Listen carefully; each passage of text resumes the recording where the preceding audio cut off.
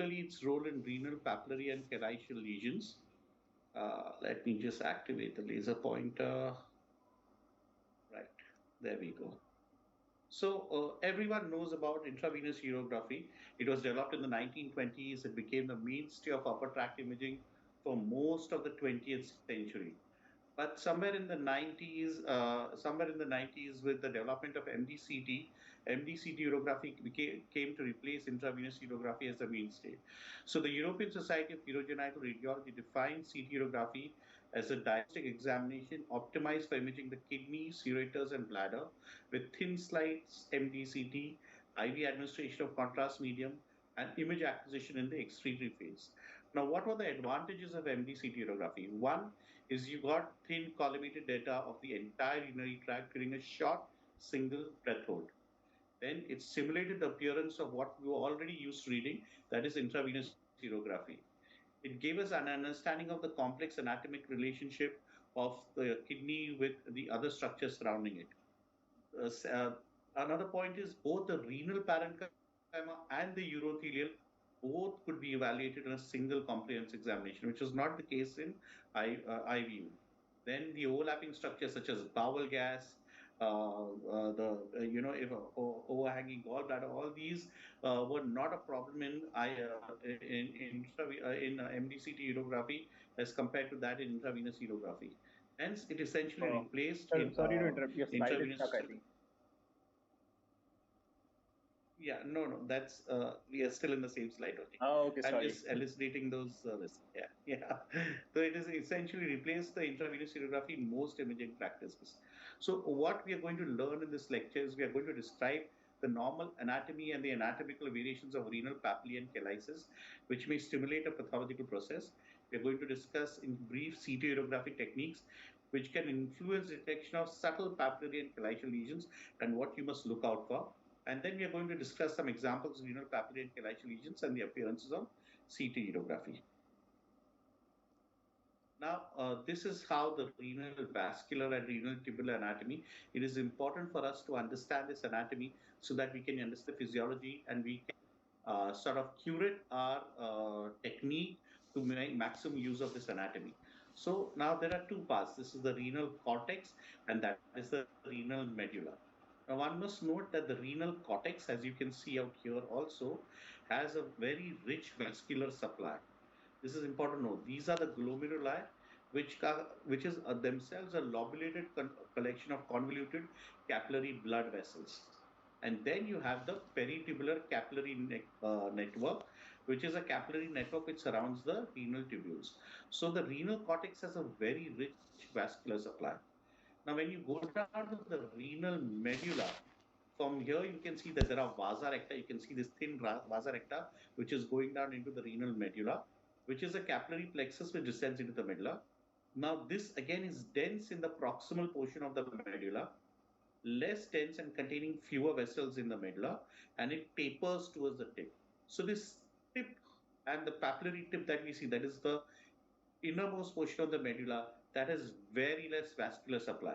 And this is very important because of this marginal blood supply to the papillary tip, this papillary tip is prone to ischemic necrosis, what we call as the papillary necrosis. Okay. Now, the first part of the CT urography is a plain CT examination or an unenhanced CT. And why do we need to take, an unenhanced scan? Basically, for detection of calculi, for any fat-containing lesions, for the presence or absence of parenchymal calcification, and if there is any renal calcial or papillary lesion, for the baseline assessment of these lesions before we administer contrast. These are various advantages and disadvantages. I think this recording will be available. So you can see this. I won't list these out, but basically it's important to carry a plain CT scan before we inject any intravenous contrast. And these are various stones that just on a plain CT or a plain scan that we can detect. These are renal stones that we can detect in the calyces on the left side. These are ureteric stones, which then we can give intravenous contrast and see that they lie within the ureter. And we can see the obstructive changes secondary to the ureteric stone very well. And then these are stones which are lying at the pelviureteric junction. Again, we can see the hydronephrotic changes secondary to that, secondary to this pelvic junction stone. So this was as far as then vesico-ureteric junction stones again on the right side, which will show us the hydronephrotic changes in secondary to them. Then, in addition to just delineating the stones, there are multiple things that you can do. We can measure the density of the stones, and the density of the stones helps us to arrive at the conclusion what is the content of the stones, because the treatment of the etiology difference is different. In addition to that, it is very important to give dimensions of the stones in three different dimensions, because again, with the newer techniques that are with endovenous lasers which are available, it's very important for the urologist to know all these details. In addition, also we must tell them the distance. If the stone is in the upper ureter, then the distance from the pelvic junction. If it's in the lower ureter, distance proximal to the vesicular junctions, and any secondary obstructive changes that these stones may cause. After doing a plain CT scan, then we inject non-ionic contrast. Is usually about 100 ml of 300 milligram per milliliter at 2 to 4 milliliter per second. And then we image in three different phases. The first is the corticomedullary phase, which is 30 to 40 seconds after intravenous injection. Now, we will see what happens to the parenchyma and to the medulla in these different phases. But at 30 to 40 seconds after injection, we get the corticomedullary phase. And this is basically to delineate the hypervascular lesions in the parenchyma. The second is the nephrographic phase, which is about 90 to 100 seconds after intravenous injection of contrast, in which both the cortex and the medulla enhance. And this is basically for optimal detection and characterization of renal lesions as well. And then the third phase is the excretory or the pyrographic phase, which can be anywhere between 5 to 15 minutes of intravenous injection of contrast. And this is basically to evaluate the urothelium and the excretion of the kidney. Now, to minimize radiation exposure, we can limit the number of imaging phases which can be achieved, and this is achieved with different types of techniques. One of the common techniques, or one of the common techniques which is used earlier, is the split bonus technique. Now, what we do in this is first we inject 30 to 50 ml of intravenous contrast. This is followed by about 80 to 100 ml of IV contrast material, again 4 to 10 minutes after the first step. So twice we need to inject. First is about a 30 to 50 ml depending upon the weight, and then is another at 80 to 100 ml almost 4 to 10 minutes after the first injection. And then it is imaged in a single nephropylographic phase at about 90 to 100 seconds after step 2. So this was a technique which was basically done to limit the number of imaging phases. But now with the newer scanners that we have, already we have as low as possible radiation exposure, so we are no longer using this. Then is the virtual non-enhanced CT, in which the post-processing occurs from a contrast-enhanced material CT acquired with a dual energy CT. Again, this we don't use that commonly, but these are various techniques which are used earlier to limit the number of imaging phases and to limit the radiation exposure. Now, there are certain techniques which you can use to optimize the distension or pacification of the pelvic elevation system and the ureter. One is the use of diuretics such as furosemide, which is administered at the rate of zero point 0.1 milligram per kg, a maximum up to 10 kgs, and the intravenous administration is 1 to 3 minutes prior to the administration of contrast material, so that we give some time for the diuretic to act. The second is again saline infusion prior to injecting the contrast material, or oral hydration. These are all techniques which promote diuresis and promote the distension or pacification of the pelvic elevation system and ureter. But by and large, we are not using these in most of the techniques. We are using what I have described above. We use one single shot injection and three-phase acquisition in addition to the plain CT scan. Now, this is what happens to the renal cortex, the medulla, and the papilla on CT scan. Now, in the corticomedullary phase, which you can see out here, there is early intense cortical enhancement. This is basically, as I told you, because there are glomeruli, which are those collection of capillary blood vessels, which are there in the cortex, and peritubular capillaries. Because the vascularity is so intense, so in the corticomedullary phase, you can see that the cortex is enhancing intensely. The medulla is not enhancing that well. Only the cortex is enhancing that well. Okay. And second is the nephrographic phase.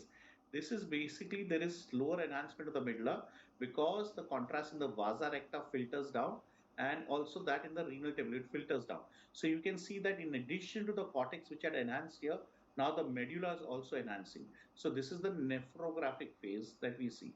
Again, this is all related to the anatomy of the renal cortex and the medulla. And third is the excretory phase, in which you can see that the contrast is concentrated in the papillae and in the collecting system. So you don't see that dense contrast in the cortex and medulla, but you can see the contrast in the papillae and in the renal collecting system. So this is how the kidney looks like in the three different phases of intravenous urography. You get intense cortical enhancement in the corticomedullary phase, you get similar sort of enhancement in the of the medulla in the nephrographic phase, and you get only opacification of the urothelium or the papilla in the excretory phase. Now, what is the normal anatomy of the renal collecting system? So, you can see that there are simple calyces in which simple calyx in which a single papilla empties into a single calyx. These are usually seen in the interpolar region, which you can see out here. Okay, and then this simple calyx it empty unites with the surrounding neighbors to form a major calyx, which then empties into the renal pelvis. Now, the other variety is a compound calyx in which there are multiple papillae which empty into a single calyx. This is usually found in the upper pole, as we can see out here, and then this joins with the surrounding calyx to again empty into the renal pelvis. Okay. Okay. So now this is an excretory phase axial image. It shows a normal prominent papilla, which sometimes you can mistake for a polypoidal mass or a urothelial lesion. And then you can see then this is an axial image. This is an oblique sagittal image. And this papilla is confirmed again by because we can see it in orthogonal planes, and it is central in location even in the sagittal plane. So this is a normal papilla and it is not to be confused for a urothelial lesion because of its central location and also because of the presence of a smooth contour rather than an irregular contour. Okay.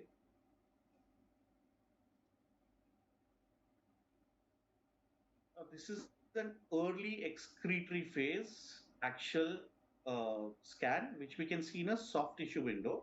Okay. This is also an axial scan and this is a coronal scan. Now, this is a soft tissue window, whereas this is a wide window. So, again, it's very important when you're imaging this not to make any diagnosis only in the films. You must sit on the console, you must change the window of the this thing so we can see it both in the soft tissue window as well as in wide window settings. What we can see are prominent, these you can see these paintbrush like brush like appearance. These are prominent papilla. Okay, this is a normal concentration of papilla contrast in the medulla. Okay, this is what is called as a normal papillary brush, and you can see here it is very well seen in these wide window settings. This is a normal paintbrush like appearance, and this is called as a papillary.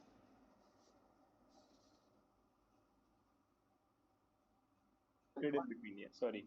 Yeah, yeah, okay. So it's very important to see the same images that we are seeing in different window settings. You're seeing it in a soft tissue window setting, and now you're seeing it in wide window settings. In these wide window settings, you can see this papillary blush very well. This is a normal papillary brush. It's a normal concentration of contrast in the medulla, and this gets accentuated when you use LOCM, low osmolarity contrast media, because less fluid is excreted into the tubular lumen, and therefore the concentration of the contrast material is higher than that when we see with the higher osmolar contrast medium. So this is again a point to note. Should not make it, should not mistake it for a pathology. Okay, what's happening?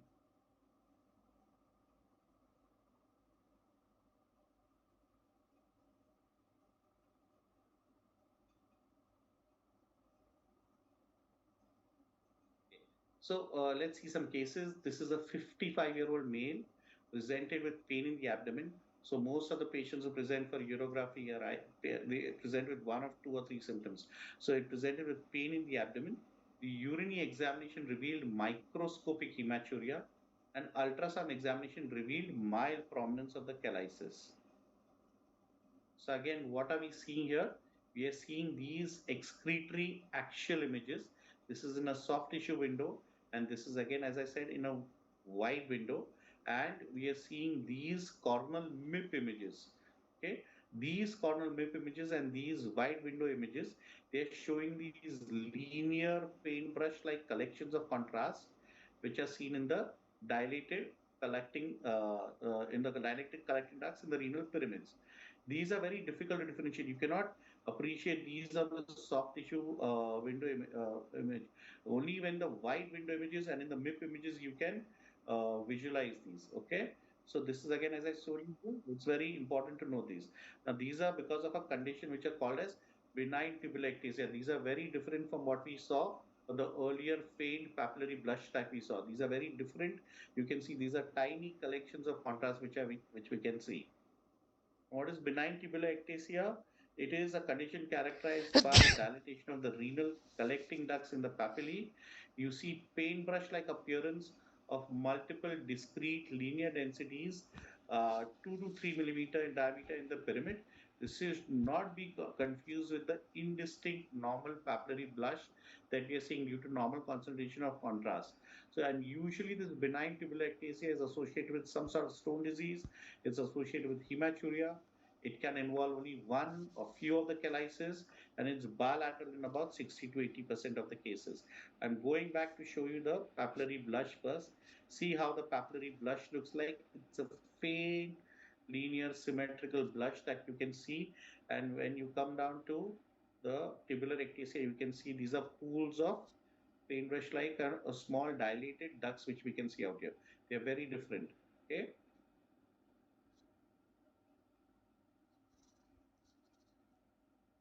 Okay.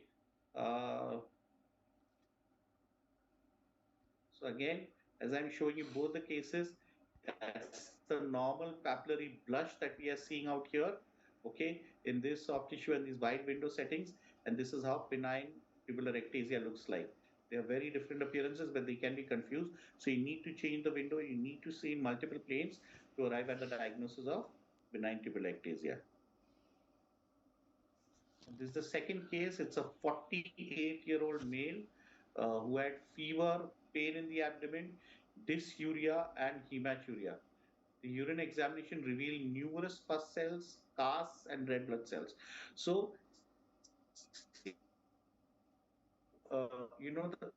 it's not just reading the CT urography or the films or the plates. There are a couple of things. You must know the clinical background of the patient. Very important with what symptoms or with what signs the patient has presented to you. Secondly, you must be able to read the urine report and the blood report. What each of these things mean and what is clinically what you're likely to see. This important information you must have before you report or before you see a CT urography film. So the patient had numerous pus cells, casts, and red blood cells. The ultrasound examination revealed mild prominence of the chalices and the calculi. Let's see what we see out here. So again, this is a non-contrast CT corneal MIP image. It's showing extensive calcifications in the medulla. So extensive calcifications are seen in the medulla on both the sides. This is an excretory phase corneal MIP image, which shows calcifications in dilated collecting ducts. So these calcifications which are seen on the plain CT on the excretory phase, you're seeing that there are dilated ducts that we are seeing, and these calcifications are within the dilated ducts. Then some of these additional densities are you can see out here, end on that you can see. These are again dilated collecting ducts which do not contain any calculi.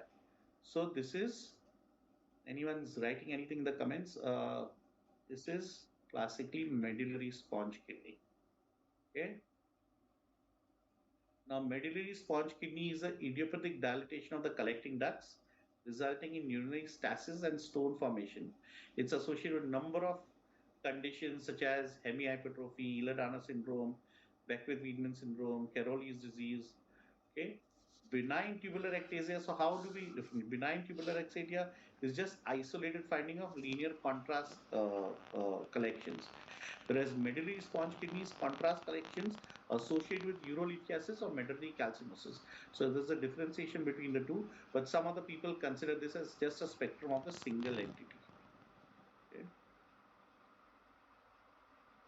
So So again, this is another case of medullary sponge kidney. You can see that there is, these non-contrast action CT images show medullary nephrocalcinosis in both the kidneys. You can see these, which have been marked out by the arrow on the excretory phase image. So this is a plain CT. This is an excretory image. In the soft tissue window, you can see there are calcifications and there is dilatation of the collecting ducts, which are obscuring the calcifications. Now, if you widen the window. This is a soft tissue window. If you widen the window, you can see that these calcifications are located in the dilated collecting ducts, and you can see this additional density.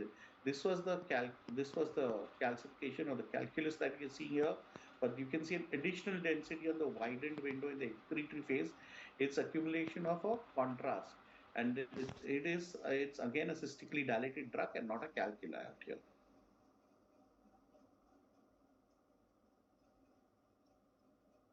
Coming to case number 4. Now this is a 40-year-old male.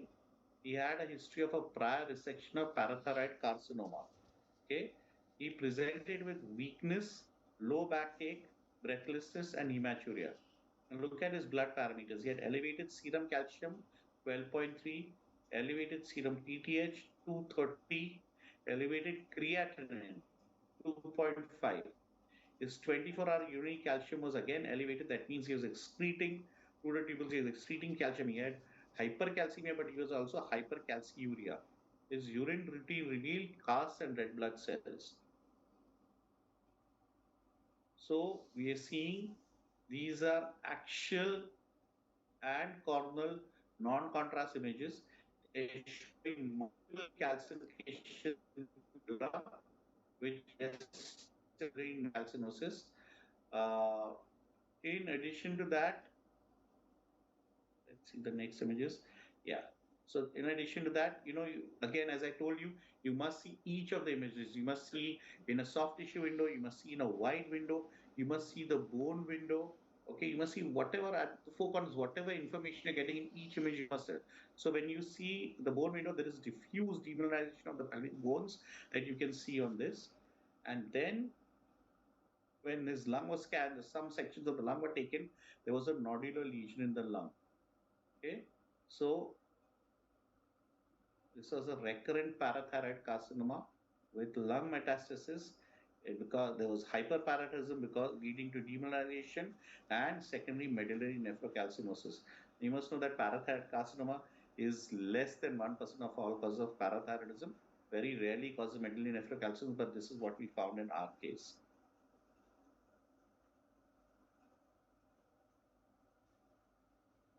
So, medullary nephrocalcinosis is deposition of calcium in the renal parenchyma. Medullary nephrocalcinosis is deposition of calcium salts in the medulla, that is in the interstitium or in the tubules. The common causes are hyperparathyroidism, which is the most common cause in adults, medullary sponge kidney, renal tubuloacidosis type 1, and other conditions which cause hypercalcemia or hypercalciuria, stress papillary necrosis. Many of the conditions that cause nephrocalcinosis can simultaneously cause nephrolithiasis or urolithiasis, that is stones. So nephrocalcinosis deposition in the parenchyma, lithiasis is deposition in the collecting system. Case number 5 is that of a 40-year-old male who presented with weakness, pain in the left flank, and dysuria. A decreased plasma bicarbonate, almost 12, decreased potassium of 3, elevated serum creatinine of 2.8, and the 24-hour urinary calcium was elevated to 450 milligrams. Okay, so what we found in this non-contrast CT, which we can see in a soft tissue window, again, just imagine, see, you've changed it into wide window. These are coronal MIP images. What we can see is massive calcifications in the renal medulla. Okay, you can see massive calcification which are there in the renal medulla, and you can see there is a calculus in the upper pole calyx. Okay, so calculus in the upper pole calyx. When I change the location of this, I'm not able to. This will. So this calcification in the upper pole, this is a calculus which is seen in the upper pole calyx. These are all massive medullary calcifications. And the scout image, again, as I told you, each image is what you must look at. So this is just a scout image. You can see multiple calculi in the distal right ureter. Uh, when you see this kind of massive medullary nephrocalcinosis, the usual cause is usually, anyone write down in the comments? Yeah, it's renal tubular acidosis type 1. So when you have massive amount of nephrocalcinosis, you've got a chronically elevated serum creatinine, you've got hypercalcemia, hypercalciuria, renal tubular acidosis is what you must suspect. Case number 6 is a 60-year-old female, had a history of chronic migraine, long-standing use of analgesics, right flank pain and presented with right flank pain, increased frequency of micturition, and the urine examination revealed microscopic hematuria. Okay. So you can see again, this is an excretory phase image. This is seen in the soft tissue window. Again and again, I'm showing you both the soft tissue window and the wide window, basically because I'm trying to tell you that if you just rely on the images that the technicians send you, or you just rely on the films in which this soft tissue window is given, you will miss out smaller pathologies. So in the soft tissue window and in the wide window, and these are the corneal MIP images. What can you see? You see there are these small extracollection collections of contrast material that you can see on both the sides. These are small extracollection collection of contrast material. You can see next to the chalice on both the sides in the upper and interpolar regions. Okay, these are in the region of the papillae, and this is a classical appearance of what we call as a ball on T appearance. This again, as you can see, is difficult to operation in the soft evening. So this is again, can anyone tell me? This is papillary necrosis, medullary type of papillary necrosis with a ball on T appearance. Okay, so this happens because there is central erosion of the papilla. Okay, and therefore this is known as the medullary type of papillary necrosis with a ball and T appearance. So, papillary necrosis, as I told you earlier, because of the vascular flow or because of the anatomy of the papilla, the renal medulla or the papillae are vulnerable to ischemic necrosis. The tip of the papilla, because it is only marginal blood supply, and because there is hypertonicity in the interstitium there, it is really vulnerable to ischemic necrosis. The risk factors again: diabetes mellitus, analgesic abuse, high dose of NSAIDs, sickle cell anemia, chronic infections, acute urinary tract obstruction, RVT, and chronic alcoholism. This papillary necrosis varies greatly in severity and the rate of progression, and these patients may or may not present with hematuria or decreased renal function. So hematuria is not always necessary in these cases. These are the type of papillary necrosis. So you can see a normal calyx and a papillon type of it. In the medullary type, that is also called as the there is central erosion of the papilla, and therefore you get this ball on T appearance. This is the ball and T. If any one of you are playing golf or seen golf, that is the T. That is what holds the ball in place, and this is the golf ball on top of it. So this is the ball on T appearance in medullary or central type of papillary necrosis. In the papillary type of necrosis, the entire papilla may eventually become necrotic. But it starts with unilateral fornicial erosion, in which only one side the fornix is eroded, or you can have bilateral fornicial erosions, and this is called as the lobster appearance. So all of the people who like seafood will know how what a lobster claw looks like, and this is how it is. So this, if you bilateral fornicial erosions, you get the lobster claw appearance, and in the complete type, this necrotic papilla is retained in the calyx after sloughing off. Okay, and finally you will get caliceal blunting and epithelialization. This typical progression is initially there's reversible ischemic change. It ultimately leads to necrosis and sloughing of the papillary tissue into the pelvic caliceal system.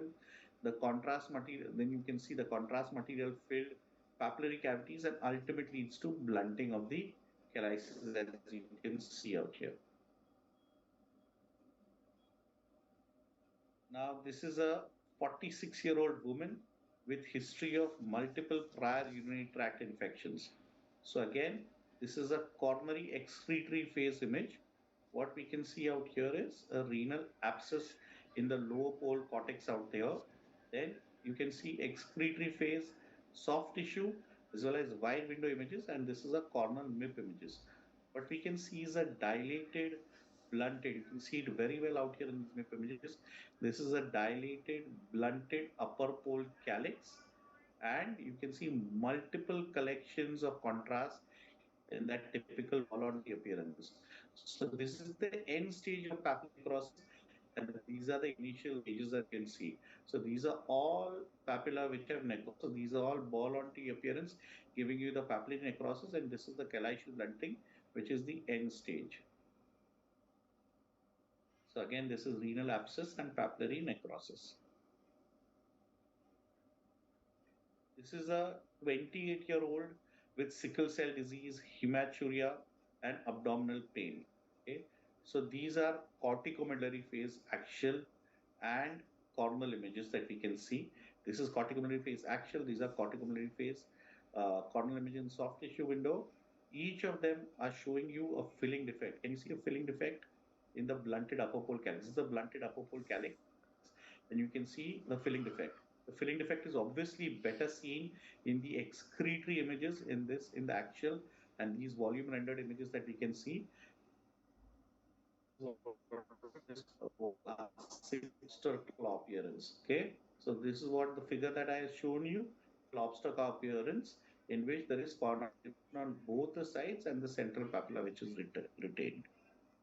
Okay, so this is again papillary necrosis with sloughed of papilla. Now, case number 9. Okay, this is you can see a coronal nephrographic images. It's showing thickening and blunting of the upper pole calyx that you can see on the left side, and there is some amount of adjacent cortical scarring. These are excretory phase images, actual images. They're showing small contrast collection in the area of the papilla, indicating that there is some amount of papillary necrosis out here. And this is an excretory phase oblique sagittal image to show the entire length of the collecting system from the kidney up to the vesicular junction and the bladder. What it's showing is diffuse irregular wall thickening and enhancement of the left ureter as well as the urinary bladder with ureteral narrowing, which is seen in the lower end of this thing. Okay, so can anyone write down the diagnosis in the case? This is classical. These are all our cases.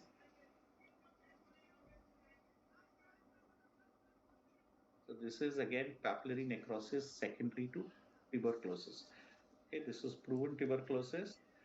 So genitourinary tuberculosis, it accounts for about 15 to 20% of tuberculous infection outside the lungs. It results from hematogenous seeding of the bacilli in the glomeruli and in the peritubular bed.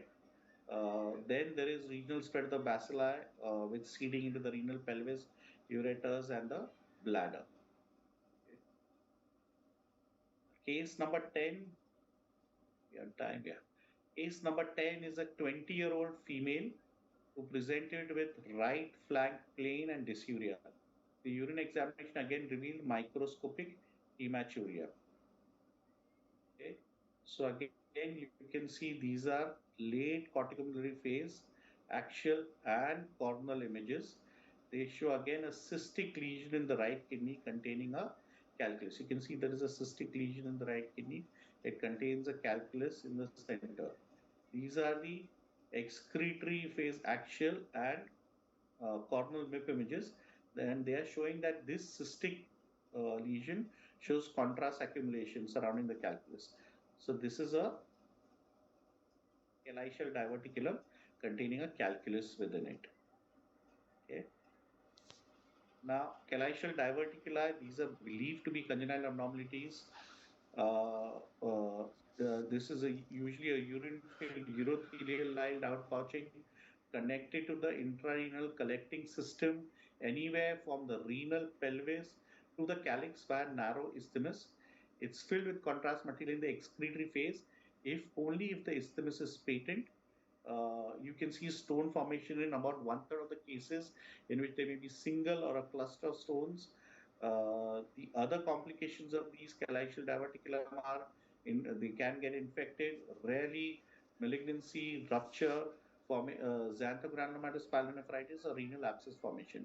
There are two types. Type 1 is communicating with the minor calyx or the infundibulum, and type 2 are caliceal diverticuli, which emanate from the renal pelvis or major calyx, and these are usually larger. They tend to be symptomatic and they are more centrally located. This is case 11, in which this is a nephrographic phase, axial and sagittal images.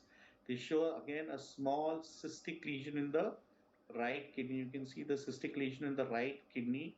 It contains a small calculus. These are the excretory phase images, axial and sagittal. You can see contrast within the diverticulum, which communicates with the calyx via narrow isthmus that you can see out here. So this is again caliceal diverticulum with calculus within it. Case number 12 is an 85-year-old female, was known case of carcinoma colon with mesenteric and lymphanodal metastasis, presented with a right flank plane. This is a late nephrographic axial CT. What it shows is decreased contrast enhancement of the right kidney if you compare it to the left side. So this is the parenchyma is enhancing less as compared to the left side. This is the excretory phase axial. This is the coronal, and this is sagittal images. It's showing leakage from the caliceal fornix with this leaked contrast surrounding the right renal pelvis and the proximal ureter. You can see this in the coronal images very well. Okay, so this is again fornicial rupture secondary to obstruction by lymph nodal metastasis. So fornicial or caliceal rupture, when does it occur? When there is an obstructed collecting systems which decompresses spontaneously by leakage of urine from one or more of the caliceal fornices, because the caliceal fornix is the weakest point of the renal collecting system. This extravasated contrast that we see, it may surround the renal pelvis and the proximal ureter on excretory phase CT urography. And the common causes are obstruction by distal ureteric stones or malignant extrinsic ureteric compression. And what happens is patient usually is acutely ill, pain, presents with a lot of pain, but then suddenly may improve abruptly. That is because of decompression of the obstruction. Fornicial rupture due to acute obstruction. Excuse me. Excuse me, just a minute. Usually has no clinical significance if the urine is not infected. There's no pyuria. But if the urine is infected, like happens in pyonephrosis or xanthogranulomatous pyelonephritis, this fornicial or caliceal rupture may result in abscess formation or extrarenal abscess formation. So this is a 56-year-old with history of renal calculi and recurrent UTIs presented with urosepsis. What we can see is these are the oblique coronal, sagittal, and axial contrast enhanced images. They show obstructing. Can you see the distal ureteric calculi with our obstructing, and as a result, there is proximal hydroureter nephrosis, and then because of this obstruction, this peripheric and abdominal abscess wall formation, which contains a calculus. So you can see that the fornix has ruptured out here, and that's led to a perinephric abscess as well as an abdominal wall abscess. And these are the ultrasound images. You can see there is a debris within the dilated collecting system suggesting the presence of pus. So this is a fornicial rupture secondary to pyonephrosis, perinephric or abdominal wall abscess formation. Pyonephrosis is infected purulent urine in an obstructive collecting system. Uh, when there is pus under so much pressure, the patient sometimes deteriorate rapidly and becomes septic. Therefore, this prompt diagnosis and treatment is very necessary. This is usually decompression and drainage, which can be percutaneous or retrograde nephrostomy, and you need to eliminate the obstruction. Complications are usually formation of Swartz abscess, perinephric abscess, generalized peritonitis from intraperitoneal rupture, or renocolic, renoduodenal, renocutaneous fistulae. Case 14 is a 42-year-old with chronic left-sided flank pain. Again, this is a contrast enhanced CT showing a poorly functioning left kidney with a large obstructing calculus that you can see and a large central hypodense area due to the dilated collecting system. Again, you can see these in all the images. There's a centrally hypodense dilated collecting area. These are actual uh, and the oblique sagittal contrast enhanced images. These are showing that there is evidence of a large perirenal abscess that you can see through a calaicial defect that you can see out here. Okay. Again, there is another perirenal abscess which we can see in clearly. So this is the calaicial defect because of this obstruction, chronic obstruction, and this is the perirenal abscess that we can see out here. So this is again a calaicial rupture secondary to xanthographitis pyelonephritis with perinephric and then also intrathoracic abscesses. So the xanthographitis pyelonephritis is a rare chronic renal infection. It's the end stage of long-standing obstructive pyelonephritis. And usually on pathology, you see diffuse infiltration by lipid-laden macrophages, which are also called as xanthoma cells. This presents as an enlarged kidney. The diffuse form of xanthogranulous pyelonephritis is more common than the focal or the segmental form, and you usually see the centrally obstructing calculus in more than 70% of the cases. The infection, the inflammation tends to spread into the perirenal or the perirenal space or into the Swartz muscle, and that is how it is seen. So this is a 40-year-old with HIV and recurrent UTI. The urine culture grew E. coli. Uh, these are the coronal corticomedullary phase CT showing diffuse wall thickening of the calyces and of the pelvis, which is suggestive of pyelitis. And then you can see wedge-shaped these hypodense peripheral lesions in the right kidney, which represent acute pyelonephritis. These are the axial arterial phase and the excretory phase images, in which you can see these are the ureters which are being marked out and the bladder. All of this is showing enhancement due to urethritis and cystitis. So again, this is acute pyelonephritis, pyelitis, urethritis, cystitis. So the entire system is showing infection. A few more cases left. Chinmay, is that okay if I continue? Yeah, sir. We have time. Yeah. So this is a 21-year-old woman at spina bifida neurogenic bladder, status post of bladder augmentation at the age of 7 with multiple revisions, ureteric reimplant, had recurrent stones in the past and UTI. You can see again an axial corticomedullary phase image, axial and coronal excretory phase images. It's showing one, there is an atrophic right kidney as compared to the right.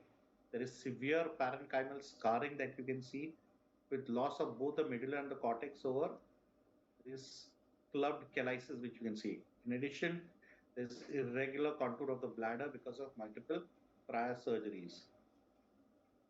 This is because of reflux nephropathy and secondary to that, calaicial clubbing. So reflux nephropathy is sometimes referred to as chronic atrophic pyelonephritis, in which there is renal parenchymal atrophy and scarring over the calyces caused by chronic reflux of the urine. Usually the upper pole is involved first. The calyx loses normal concave shape, becomes blunted, club shaped with convex margins because of again parenchymal atrophy.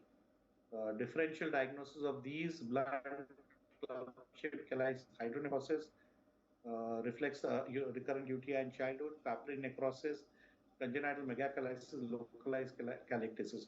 So this history of recurrent UTI in childhood is very important to call it reflex nephropathy or chronic atrophic pyelonephritis. Case number 17 is an 89-year-old female presented with gross painless hematuria. So again, you can see axial and these are axial and coronal corticomedullary phase images. They're showing a very subtle, I don't know whether you can appreciate this, a subtle enhancing mass in the lower pole calycial region. You can appreciate it here also in the lower pole calycial region. And then in these accreted axial and coronal images, this is very well seen. You can see it in the lower pole calyx. You can see that like there's a soft tissue in the lower pole calyx. So this is urothelial carcinoma. Okay. Histopathology was a high-grade urothelial carcinoma invading deeply into the renal cortex within 2 millimeters of the renal capsule. Now, urothelial neoplasm, the upper urinary tract urothelial neoplasm accounts for approximately 5% of all urothelial neoplasms. But even if you see one filling defect or a suspicious urothelial neoplasm in any portion of the urinary tract, you must assess the entire urothelium. That is because usually urothelial neoplasms are multicentric in nature. 2% of those patients who present with bladder carcinoma have some sort of a synchronous upper tract urothelial carcinoma. Almost 5 to 10% of patients with bladder carcinoma will have a metachronous upper tract urothelial carcinoma. And 40% of the patients who have an upper urothelial carcinoma, like either a transitional carcinoma in the pelvis or in the upper ureter, will have bladder cancer. So it is very important when you see what is suspicious, or a suspicious soft tissue, either in the calyces or in the bladder, you evaluate the entire urothelium in detail. So usually these are seen as a focal intraluminal mass or urothelial wall thickening with luminal narrowing, or you can see it as an infiltrating mass. It enhances after IV contrast administration, which helps it differentiate from filling defects such as stone or clot. Uncommonly, you can see punctate linear or granular calcifications within the lesion. So this was a 63-year-old man with history of bladder cancers. We already knew that this patient had transitional cell carcinoma, urothelial carcinoma in the urinary bladder, and his CT urography was done. So you can see these are corticomedullary phase images A and B, both of them. They show a subtle soft tissue mass in the upper pole calyx. It's very subtly seen, and also in the interpolar calyx in this image. Okay. On the excretory phase images, you can see, and these are the volume rendered images, you can see these masses as filling defects within the contrast pool in the calyces. So this soft tissue that you can see, ill-defined soft tissue that you can see in the corticomedullary phase, this you can see it very well as filling defects in the calyces in the excretory phase images. Also, you can see that there are multiple filling defects which we had not seen in these corticomedullary this thing. So this is again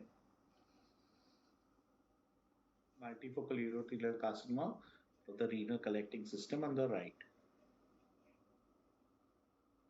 This patient underwent a right ureteronephrectomy because of these multifocal papillary urothelial carcinomas. So that was the last case. In summary, I'd like to say to evaluate calculi, we can use low dose CT, just plain CT when we are suspecting calcular disease. But CT urography reveals papillary or calycial lesions such as what we have studied the entire spectrum: papillary necrosis, medullary sponge kidney, ectasia, diverticuli, pyelitis, calycial rupture, and urothelial lymphoma. It's most important to use wide window settings to view the excretory phase, basically to detect subtle lesions in the renal papillae and the calyces. So this was all our cases combined with those of Dr. Peter Dugan and Elliot Fishman, and we had published this in seminal article in the RSNA and got awarded the Cum Laude Award. So You can take down these and read this review article which we published in the RCD. Thank you. Thank you so much, sir, for that amazing session and a comprehensive review of CT urography. I don't think there is any pathology that's left behind, and you covered it so well in less than an hour. Um, so there are a couple of questions in the Q&A, actually more than a couple. I hope Yeah. you have some time on hand. Yes, The yes, definitely. I first definitely. one, yeah, the first one is, so can you explain the CT urogram timings? Okay. So first important part is obviously to take the plane scan. Once you've taken the plane scan, the IV is taken, you calculate the contrast dosage according to the weight. And then once the contrast is injected, almost about 30 to 40 seconds after the entire injection of contrast is when you take the corticomedullary phase. That is, as I told you, why do we take that? Uh, One is any hypervascular lesions that we don't want to miss those out. Okay, we are comprehensively evaluating the entire urinary tract. So when you image that 30 to 40 seconds, hypervascular lesions are the only ones which enhance at that point in time. And also the cortex enhances. So against the background of a non-enhancing medulla, non-enhancing urothelium, these hypervascular lesions will stand out. So the first acquisition is at 30 to 40 seconds after intravenous injection of contrast. That is the corticomedullary phase. The second acquisition is the 90 to 100 seconds after intravenous injection of contrast. This is the nephrographic phase. So this is when the contrast sort of filters down into the medulla, because there are only the vasa recta which are supplying that. There is no dense network of glomeruli which is seeing the cortex. So the cortex and the medulla are both enhancing. Okay, both are enhancing, but the renal lesions will not enhance. So non-hypervascular renal lesions will not enhance. So the renal lesions will stand out on a background of enhancing cortex or medulla. So that is why you take the nephrographic phase 90 to 100 seconds. So corticomedullary phase 30 to 40